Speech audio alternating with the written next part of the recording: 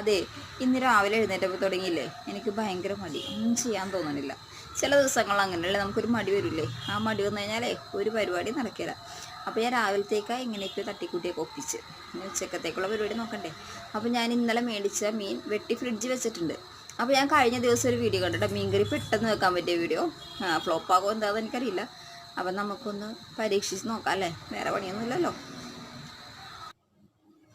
അപ്പോൾ ദേ ഒരു ചട്ടി നന്നായിട്ട് ഞാൻ കഴുകി എടുത്തിട്ടുണ്ട്. ഇനി അതിലോട്ട് നമ്മൾ വെട്ടിവെച്ച മീൻ അതിലോട്ടിടാം.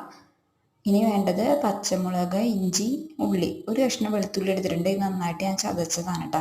ഒരു തക്കാളി എടുത്തായിരുന്നു. അപ്പോൾ എൻ്റെ ഇപ്പം തക്കാളി ഇല്ലാത്തതുകൊണ്ട് ബാക്കി മൂന്നും കൂടി ഞാൻ ചതച്ചെടുത്തിട്ട് അത് ഈ മീനിലോട്ടിടാം. പിന്നെ നമുക്ക് കുറച്ച് മഞ്ഞൾപ്പൊടി, മുളക് പൊടി ആവശ്യത്തിന്, ഉപ്പും കൂടി ഇട്ടിട്ട് ഇത്തിരി വെള്ളവും കൂടി ഒഴിച്ച്, നമുക്ക് ആവശ്യത്തിനുള്ള വെള്ളം നമുക്കറിയാമല്ലോ, മീൻ തിളപ്പിക്കാനായിട്ട് എന്തോരം വെള്ളം വേണമെന്ന്. ആ വെള്ളം കൂടി ഒഴിച്ചിട്ട് അങ്ങനെ മിക്സ് ചെയ്യുക. മിക്സ് ചെയ്തിട്ട് ഞാൻ പുളിക്ക് വേണമല്ലോ, അപ്പം ഞാൻ തക്കാളി ഇല്ലാത്തത് കൊണ്ട് ഇത്തിരി വിനാഗിരി ഒഴിച്ചിട്ടുണ്ട് കേട്ടോ. ഇത്തിരി വിനാഗിരി കൂടി ഒഴിച്ചിട്ട് കലക്കിയിട്ട് അടപ്പത്തോട്ട് വെക്കുക. ഫ്ലോപ്പ് ആകുമോ എന്താണെന്ന് അറിയില്ല കേട്ടോ ഗൈസ്, ഞാനിങ്ങനെ ആദ്യമായിട്ടാണ് ചെയ്യുന്നത്. ഇങ്ങനെ വെക്കുന്നവരുണ്ടാകുമായിരിക്കും അല്ലേ. അപ്പോൾ ഇത് കലക്കി വെച്ചിട്ടുണ്ട്. ഇനി അത് അവിടെ ഇരുന്ന് പറ്റട്ടെ, അടപ്പത്തിൽ നന്നായിട്ട് പറ്റണം. ഉപ്പ് നോക്കിക്കോളാം കേട്ടോ, ആവശ്യത്തിന് ഉപ്പ് നോക്കണേ. അപ്പോൾ ഇത് നന്നായിട്ട് പറ്റി വന്നിട്ടുണ്ട് കേട്ടോ.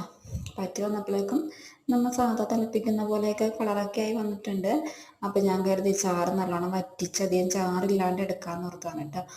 അപ്പോൾ ഇത് നന്നായിട്ട് പറ്റണേ. പിന്നെ നമുക്ക് ഇത്തിരി പച്ച വെളിച്ചെണ്ണ കൂടി ഒഴിക്കാം കേട്ടോ. അപ്പോൾ കറി ആയിട്ടുണ്ട്. അപ്പോൾ ഞാൻ ടേസ്റ്റ് ചെയ്ത് നോക്കട്ടെ.